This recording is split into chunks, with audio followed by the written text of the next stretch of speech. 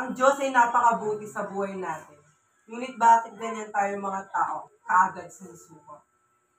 Sabi ng Diyos, ikaw ay magpakalakas, ikaw ay magpakatatag ng mabuti.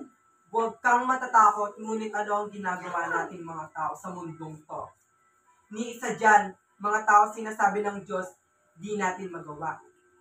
Or in my opinion, lahat ng sinasabi ng Diyos, kaya natin sabihin pero hindi natin kaya gawin.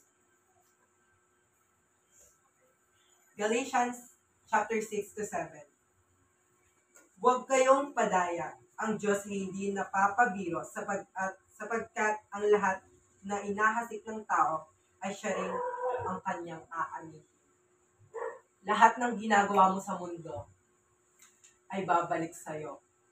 If mag-judge ka ng iba, babalik sa'yo triple. Kaya, before ka manghusga, tignan mo muna ang sarili mo. Point number 3.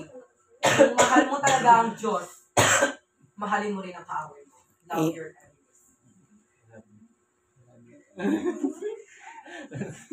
Luke chapter 6:27-30. Tagalog na lang po.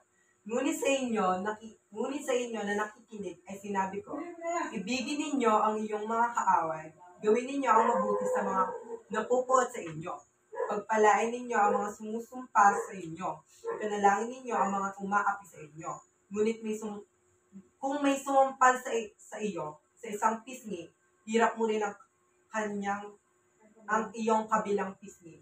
Kung may kumuha ng iyong Amerikana, huwag mong ipagkait sa kanila ang iyong kamiseta.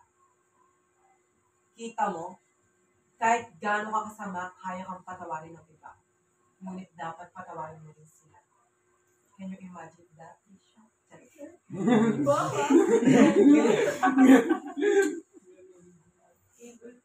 Huwag tayong papadaya sa makamundong to. Sa lahat ng oras, kaya kang hatakin ni Santanas. Santanas? Satanas? Satan.